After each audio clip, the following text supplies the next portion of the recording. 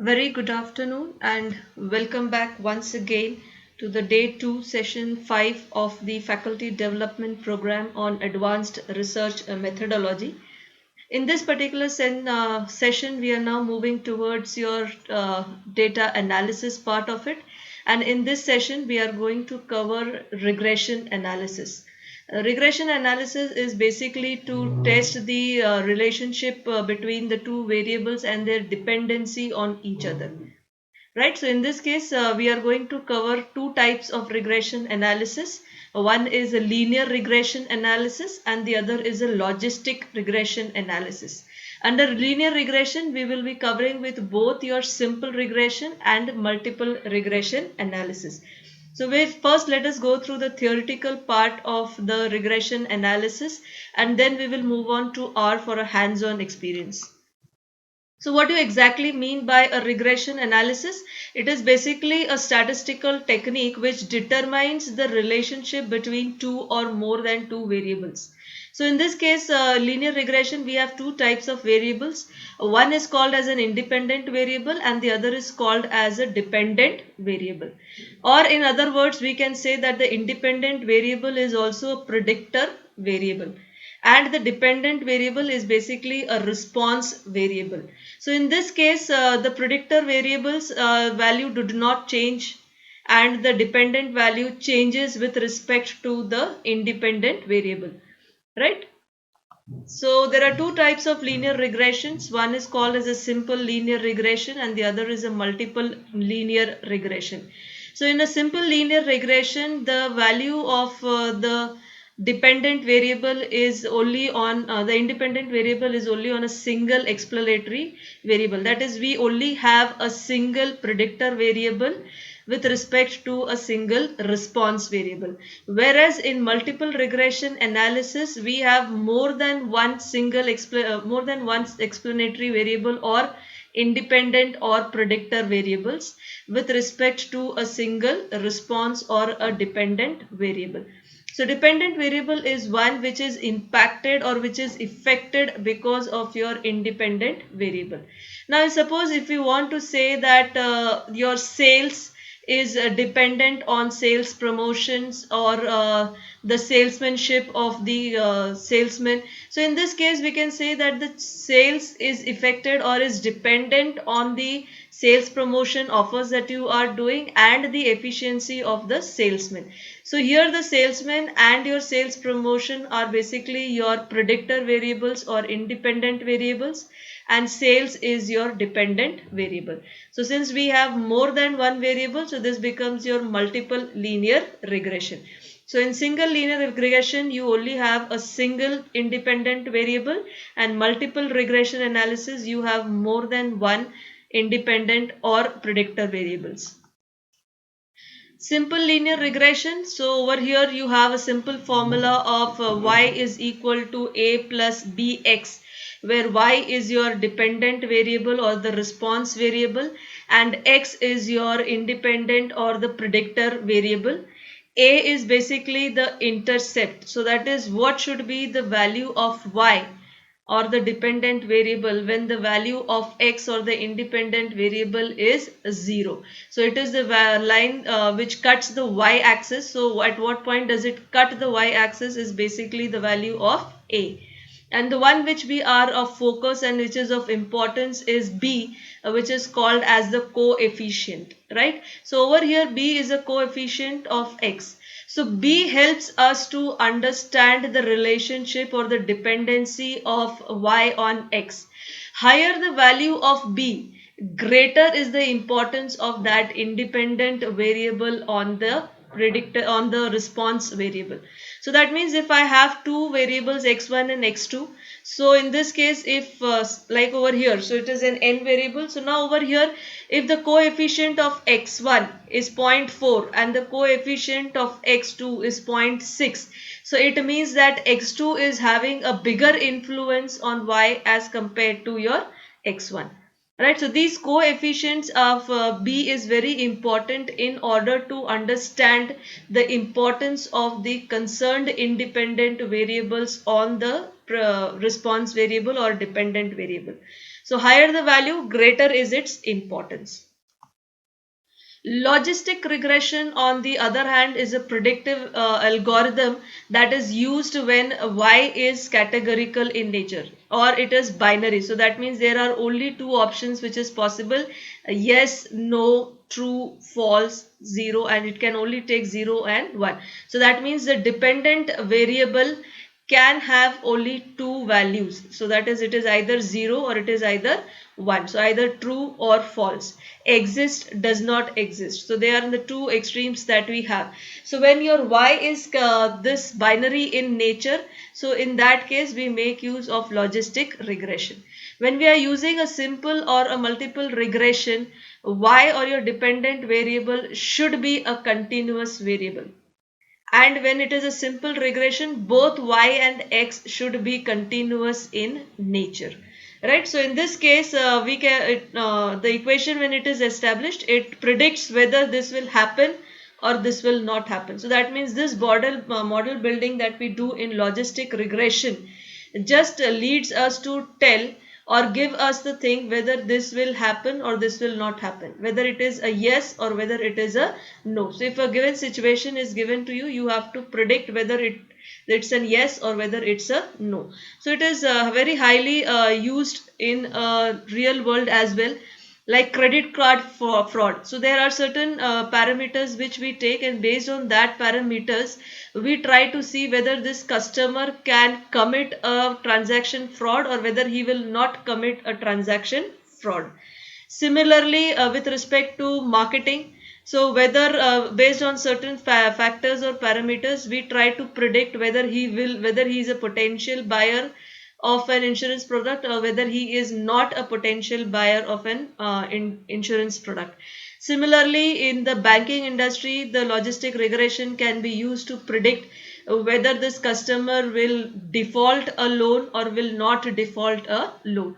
So under all of these conditions, the dependent variable can have only two options. Right, so it is binary in nature. So when the dependent variable is binary in nature, we use logistic regression. Now, why don't we use a linear regression, and why we should use a logistic regression? Now, when a response variable has only two possible values, so it is desirable there to have a model that predicts either a 0 or a 1, or it gives us a probability score as to how much it is towards 0 or 1. Whereas when you are using a linear regression, it does not have the ability to predict a binary response. The resulting variable cannot be restricted to only within 0 and 1. It may have values which are even greater than 1. So in this case, where we want to predict only as 0 or 1, it is very difficult to make use of a linear regression over there. So in that case, we always have to make use of a logistic regression, which will always return us the value between 0 and 1 only. The basic syntax, it is very easy and simple to run a regression analysis on R. So for a linear regression analysis for simple and multiple regression, the function that we use is called as LM, linear model. The formula, so formula is equal to the relationship between the two you are going to establish on, and data, so that is the data set which you are going to use, where you will find these two variables. And if you are using a logistic regression, so we use GLM, that is your general linear model. So generalized linear model. So over here you have to give three things: formula, so that is what is the relationship you are trying to establish.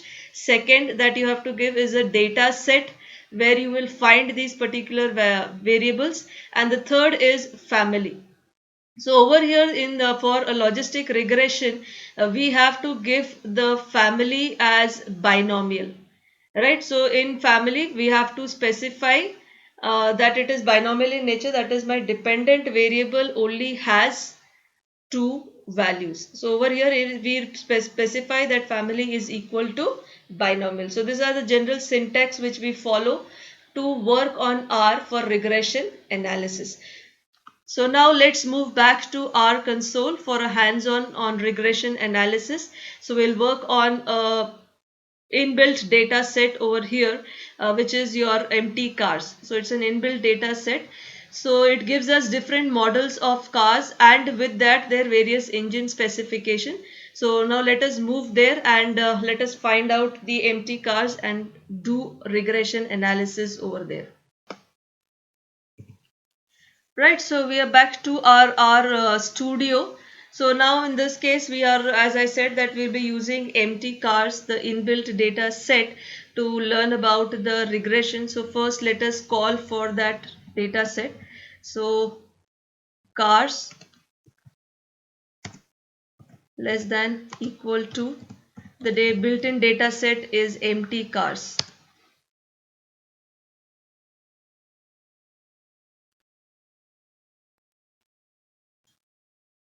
Right, so now if you come down to this environment, so your cards data set has 32 observations and it is having 11 variables. So now let us view this data set.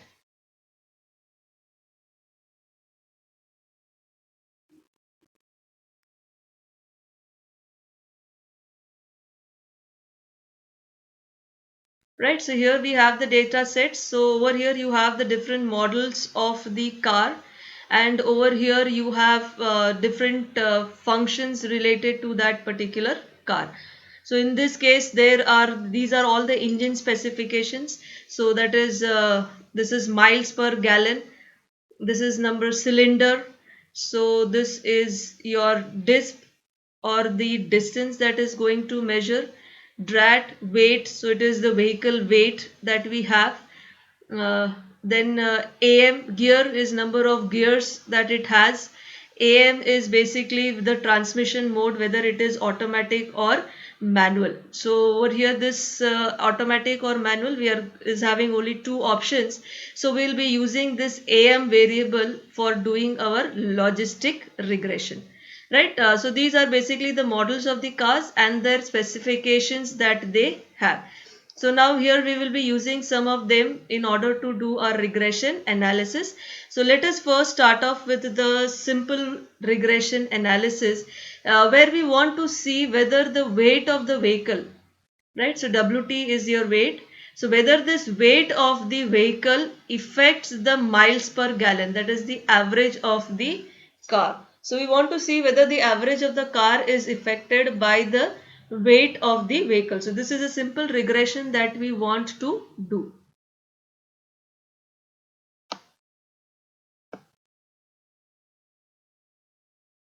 Right? So now for a simple regression, what you have to use is your formula. So let us put that into result, or I can use, since it's a simple regression, let me put it into simple. Right, so my data object is simple. The function that we use is lm. The first thing that we have to put is formula. So now here the formula is equal to, now first is your dependent variable, the next is your independent variable. So over here your MPG is dependent on weight. So the first one that you have is MPG variable, right? And then you have to put a S sign, which is just available below the escape button. Right, so this is an S sign to show the relationship of these particular variables. So now over here MPG is dependent on weight. Right, so okay, I made a mistake with the formula spelling. So MPG, right, so the formula is MPG is dependent on weight. The next that you have is data. So the data that we are using here is cars. Right, so this is a simple regression analysis that we are trying to do. We have used LM for function. Formula is MPG dependent on weight, and the data is cars. So just click enter. Right, now let us say print simple. Right, so you have called for this particular function intercept is your A value. So your A is equals to 37.285, and here your B or the coefficient is minus 5.344.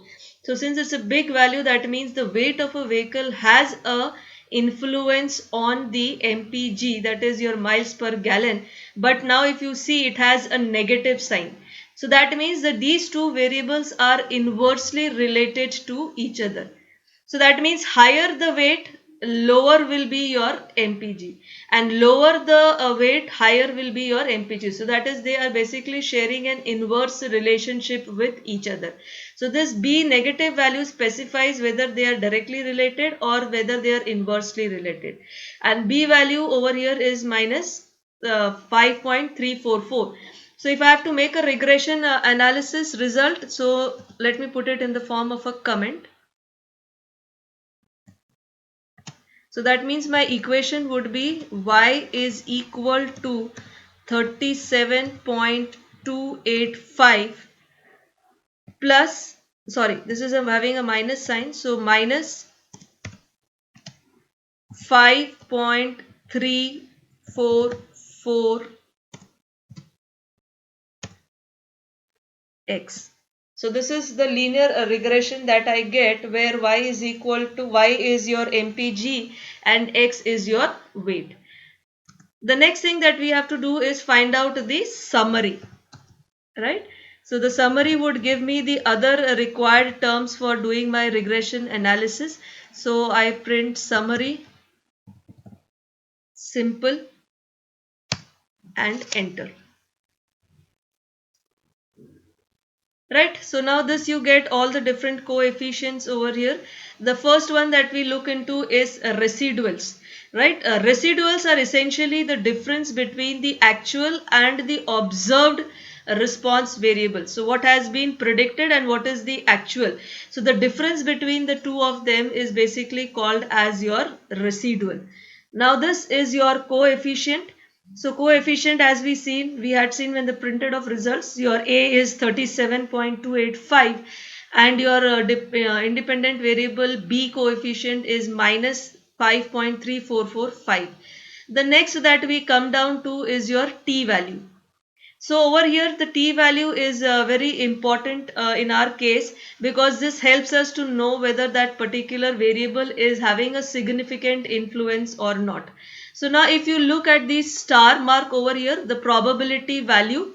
So now this probability value should be less than 0.05. So if our level of significance is 5%, and if this value of probability is less than 0.05, it means that that particular variable is having a significant influence. And if that variable value is greater than 0.05, that means it does not have a significant influence. Now over here it shows 3 star marks, so that means this is equivalent to 0.00. So the value is actually 1.29 e raised to the power of 10. So that means it is almost equal to 0.0090 zeros and then 129. So it is a very, very small value. So in this case, we can say that weight is having a very huge influence on the miles per gallon, right? So it is highly significant. So in this case, again, if this estimate is negative, T value will be negative. If this estimate is positive, your T value would be positive. Now over here, we only have a single variable. Now next, when we see a multiple variable regression, so in that case, we'll get to know the importance of T value more over there. So that means if more than two out of the 3 or 4, if all of them are significant, and we want to know the importance of one of them, or how much does an importance of one variable have on the other, in that case we look at T value. Higher is the T value, greater is its influence. So that is the one which is having the highest T value will be the one which has the greatest influence on your dependent variable.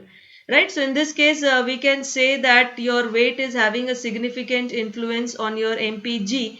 The next that we come down to your is R squared. Right. So R squared is basically, it provides a measure of how well the model is fitting the actual data. So it is a basic linear relationship between the predictor and the target. Right, so we can say the relationship between the two of them we get to know from the R squared. So that means over here your R square is coming down to 0.7528. So that is we can, if converted to percentage, it is 75.28 percentage. So that means whatever variation is happening in your MPG, 75.28 variation changes are happening because of weight. So that means the weight as a factor is being explained by 75.28 percentage, which is dependent by the MPG. So that means the weight of a vehicle plays a huge role with respect to the average of that particular car model. Right? The next that you have is F statistic. So over here your F statistic is 91.38. It is an indicator whether there is a relationship between the predictor and the response variable. So in this case, if your F statistics, generally if it is greater than, at least should be greater than 1. So over here your F statistics is almost 91.38, which is a very high F statistic value, and your P value is also less than 0.05. That is at 5% level of significance. So in that case we can say that this is a best fit model that we have got, and whether there is a great relationship between your predictor, that is your MPG, and predictor is your weight, and your response variable, that is your MPG. So this is how you make a basic interpretation of the statistics which you get from a regression. So you have to first go for a print result, or you can directly go for the summary of that particular linear regression model. Right, now next let us go ahead with your multiple regression analysis. So in this multiple regression analysis, we are going to consider a few, let us tell the independent variable first.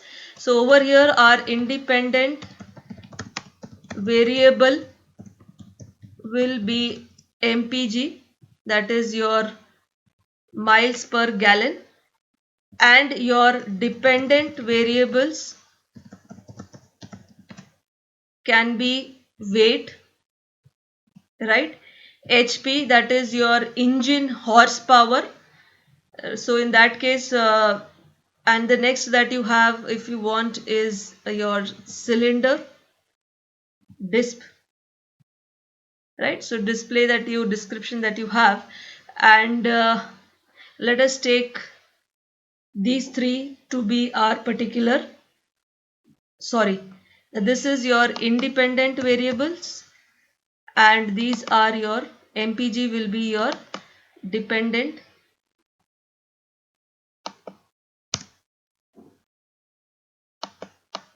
Sorry, let me just put it back again. I just made a mistake in my typing. MPG will be your dependent variable,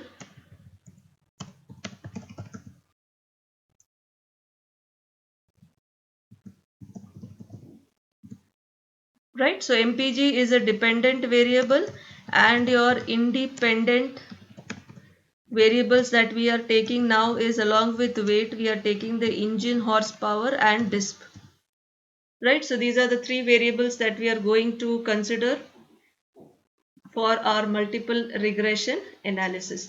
Now again let us put that to results variable, right? So the function is LM, the first coming down to formula.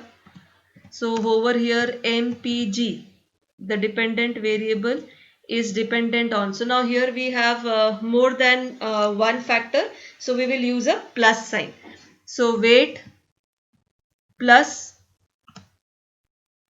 horsepower HP plus disp. So these are the multiple variables that we have considered. Comma, data. So we are taking the data from cars, and then click enter. Right? So now let us go down to print results. Right? So now we come down to your MPG. Now over here weight, horsepower and disp. So over here this is intercept is your A, this is your B1, this is your B2 and this is your B3.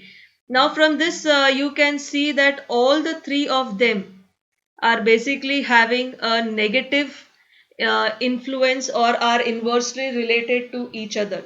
So that means when one is increasing, the other will have to decrease. Right. So in this case, now looking at the B value, we can just see that weight is having a bigger influence as compared to your horsepower and disp. So now let us first go down to the summary. So summary results. So here we have the residuals, the coefficients, right? So now all the three of them are negative. Now over here, significance, if you look at this significant. So in this case, your weight is more significant than horsepower and disp is not at all significant. That means disp as a factor does not affect the MPG. Now out of these two, since both of them are significant, which is having a greater influence? So now looking at this T value, the T value of your weight is 3.565 and that of your horsepower is 2.724. So that means that your weight is having a bigger influence on your MPG than your horsepower, that is your engine horsepower. So in this case, out of these three variables, weight is a criterion or an important variable, followed by your engine or a horsepower, and disp does not have a huge influence onto your MPG. Now let us look into the R squared. So R square is 8.8268. So that is in percentage, it is 82.68%. So that means whatever changes are happening in your MPG, 82.68% variation is being explained by these three factors: weight of the vehicle, horsepower of the engine and your dips. So these are the three variables which together can explain the 82% of variations happening in your MPG. Now let us look at this F statistics. So F statistics is 44.57. So in this case, the P value is 8.65 into 10 raised to the power of minus 11. So it is a very, very small value. So that means our model is a well-built model and the three of them are able to explain the variations over here. So now what would be our equation in this case? So our equation would be that y or your MPG is equal to your intercept is 37.105 plus your weight is again a negative one, so minus 3.8 weight minus 0.031 horsepower plus, again it's a minus sign, sorry, 0.0009 display. So this is a multiple regression that you are getting over here, where y is your MPG and these are the relationship or a multiple regression equation which you get. And looking at the statistics, we can say that weight plays a biggest role out of these three, and the second biggest role is being played by horsepower. Display is not very significantly affecting your miles per gallon. So this is what you get to know from your from your multiple regression. Next we move down to your logistic regression. Right, so let us move down to your logistic regressions over here. Right, so over here let us take AM. So AM, as I said, is your set transmission mode in the cars, whether they are automatic or they are manual. So this AM is being described as a binary variable as 0 and 1. Right, so now we are going to use this as a dependent variable. So whether the transmission mode will be automatic or your manual, so 0 or 1, so we want to predict that, and for that we are going to use three variables over here. One is the engine horsepower, the other is the weight of the vehicle, that is your WT, and the third that we are going to use is the number of cylinders, right? So this has number of cylinders. So these are the three factors we are going to consider, and based on that we are going to predict whether the transmission mode of a car will be in automatic or whether it will be in manual, right? So in this case, let us add it to logistic variable, right? Now for running a logistic regression, you use the formula GLM. Next comes your formula. So over here your formula is your AM, sorry. Your AM is dependent on weight plus engine horsepower plus your cylinder, right? So this is your formula that you are going to put. The data that we are going to use is cars, and over here you have to use family and inform that this is binomial, right?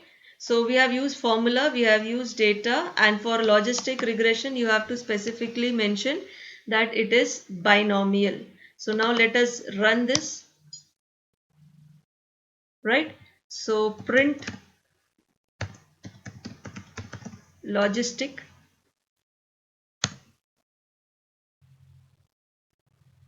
Okay, so you get to see your coefficients over here: weight, horsepower and cylinder. This is your B1, B2, B3, and this is your A, right? So you have deviation, residual deviations which is happening over here. So residuals are essentially the difference between the actual and your observed, right? So now this is your summary results that you have. So summary of logistic regression, right? So over here your coefficients, as we can say, weight is having a negative influence, and your horsepower and cylinder has a positive influence.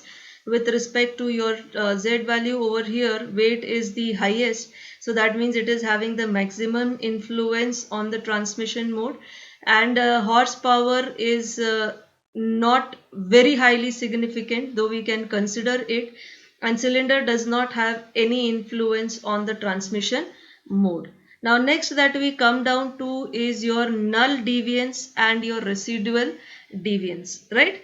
So in this case here the value of your null deviance is 43.2297 on 31 degrees of freedom, and the residual deviance is 9.84 on 29 degrees of freedom. So here the deviance is a measure of goodness of fit of a model. So higher numbers always indicates a bad fit. Now the null deviance over here shows how well the response variable is being predicted by the model that also includes your intercept. Whereas the residual is with the inclusion of only the independent variable. So it is just like writing an equation of y is equal to a plus b1 x1 plus b2 x2 plus b3 x3. So this is what is called the grand mean. If we calculate, this is your null deviance, and residual deviance is without the intercept. Now over here if you can see, we have for null deviance we have is 31 and residual deviance we have 28, right? So in this case, by your addition of 3 independent variables has decreased the deviance from 43.22 to 9.84. So that means with the loss of these 3 degrees of freedom, your residual deviance has drastically decreased from 43 to 9. So and if your null deviance, whichever is very low, very small, it means that it is explaining the data pretty well. So we can say residual deviance, that is the one without your intercept, is able to explain the model much better than the null deviance which is having a higher value as of 43.2297, right? So that is all that we have with logistic regression, and I thank you all for your hearing. And let me just tell you that R, since it is coding based, so anybody who is not having a programming language might find it difficult at the initial, but there are a lot of codes and the other things which are available. Libraries have been given to you which can be easily used, and do make a lot of use of the help function. So anything which you're not able to understand or where you are going wrong, so just type either a question mark followed by the function name, or help followed by the function name in brackets.